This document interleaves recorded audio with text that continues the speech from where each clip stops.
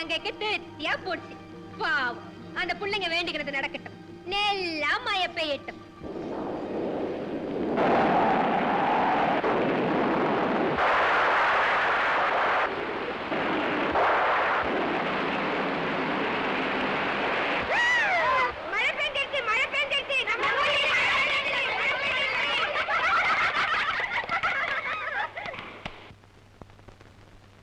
ஐயோ ஐயோ ஐயோ, கர்மம் கர்மம். தாலி கட்டி இருந்தா 3 புள்ள பெற வயசாச்சு, இப்படி குதிரைக்குட்டி மாதிரி குதிச்சுண்டு ஓடி வரையடி. வெக்கம் நாணம் அடக்கம் உடக்கம் ஏதாவது துளிர்க்கா உனக்கு?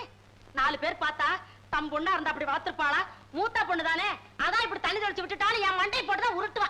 இல்ல சித்தி. இல்லடி நல்ல சித்தி, இரு இரு, உனக்கு மூக்கணாங்கயிறு போடுறதுக்கு எங்க அண்ணா பிள்ளைய வர சொல்லிருக்கேன். நாளை வர்றான், 3 முடிச்சு போட்டு உன்னை தொலைச்சிட்டு இருந்த வீட்டை விட்டு. யாரு யாரு யாரு? உங்க அண்ணன் பிள்ளைக்கா? ஆமா. கௌரியா? ஏன் கசக்கிறதா உங்களுக்கு? அவனுக்கு என்ன குறைச்சல்? இத பாருங்க, நீங்க ஒண்ணு குளறி வச்சிடாம வாய மூடிட்டு இருக்கணும் தெரியுமோ?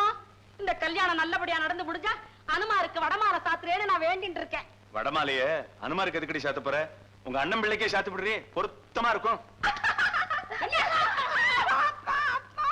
ஐயோ ஐயோ, காது காது காது வலிக்குது, விடுங்கப்பா. காது போனா கடுக்கம் போட முடியாது, கடுக்கம் போடலன்னா யாரு பொண்ணு கொடுப்பா? தந்தையே, காதருந்தால் தரணியில் பெண் கொடுக்க முந்தியே வருவார் யாரோ, முகத்தினர் கழகும் உண்டோ. போதுமே உன் கவிதை, என் மூளையே குழம்பி போறது. ஏன்பா அது வேற இருக்கா உங்களுக்கு? சும்மா அதிகப்படுத்தி இன்னொரு தடவை கல்யாணம் பண்ணிக்க மாட்டேன்னு சொன்ன அப்புறம் யாரு கல்யாணம் பண்ணிக்க மாட்டேன்னு சொன்னது? நிச்சயமா கல்யாணம் பண்ணிப்பேன். ஆனா அப்பா, நீங்க சொல்றபடி எல்லாம் நடக்க கூடாதுப்பா. என்ன நான் சொல்றபடி நடக்க கூடாதா? பின்ன எப்படி நடக்கணும்? பொண்ணு மாப்பிளையும் தனியா சந்திச்சுக்கணும், அதுக்கப்புறம் அவ 2 பேர் காதல் கொண்டு பழகணும், அதுக்கப்புறமா அதப்பா கல்யாணம். இத பெரிய பெரிய காவியத்துல எல்லாம் சொல்லிருக்காப்பா. உங்களுக்கு எங்க இருந்து காவியம் தெரிய போறத? தேவச மந்திரம் தான் தெரியறது. என்னடா சொன்ன?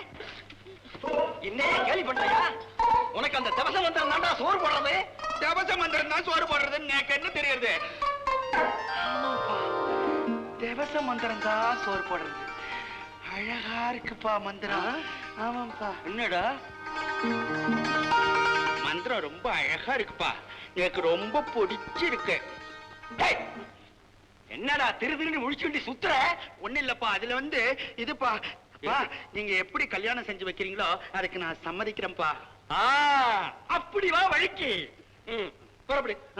நீங்க முதல்ல அத்தை கிட்ட போய் பொண்ணு பேசுங்க, நான் பின்னால இதெல்லாம் மாத்திண்டு அழகா வரும். மாப்பிள்ளை அலங்காரமா?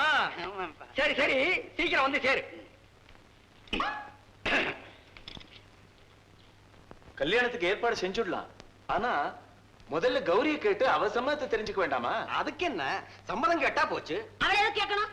என்ன கேட்டுட்டா உங்களுக்கு என்ன கொடுத்தா? சம்மதம் வேணுமா? சம்மதம். சம்மதம் கேட்டாச்சு, வாங்கியாச்சு, கல்யாணம் ஒண்ணுதான் பாக்கி. நிஜமாவா? ஆமாத்த. பாத்தீங்களா, என்னமோ கௌரி ஒப்ப மாட்டானே, எங்க சுப்படி அழகுக்கு எந்த பொண்ணு தான் மயங்க மாட்டா. ஏ ராஜா, என்னால இதை நம்பவே முடியலையே. கௌரியா இதுக்கு சம்மதம் கொடுத்தா? ஆமா மாமா, கௌரியே தான். அதுவும் காவிய முறைப்படி கண்டு உதவி காதல் பேசி காந்தர்வ மனம். பதறாதீர்கள் பதறாதீர்கள், அதற்கு அவள் ஒப்பவில்லை. கடிமனம் புரியவே சம்மதம் பெற்றிருக்கிறேன். கௌரி, கௌரி. என்னப்பா? என்னம்மா இது? சுப்புனிய கல்யாணம் பண்ணிக்கோ நீ சம்மதம் கொடுத்த? இல்லையேப்பா. ஐயோ ஐயோ ஐயோ, என்ன பேதமை இது? இவளையா நான் சம்மதம் கேட்டேன்? என் காவிய கண்மணி கௌரியை அல்லவா சம்மதம் கேட்டேன். கண்ணி, மாமா, அவளே வருகிறாள் பாருங்கள். கௌரி.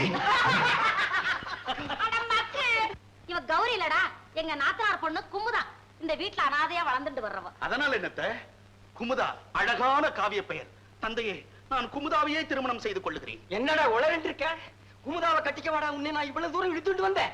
கிழக்கே உதிக்கின்ற சூரியன் மேற்கே உதித்தாலும், அத்தி பூத்தாலும், ஆழம் இனித்தாலும், கடல் கரையேறினாலும், கரை கடலாடினாலும், 7 உலகங்களும் எனக்கு முன்னால் வந்து எதிர்ப்பு தெரிவித்தாலும், தந்தையே, நிச்சயமாக நான் குமுதாவைத்தான் மணப்பேன் மணப்பேன்.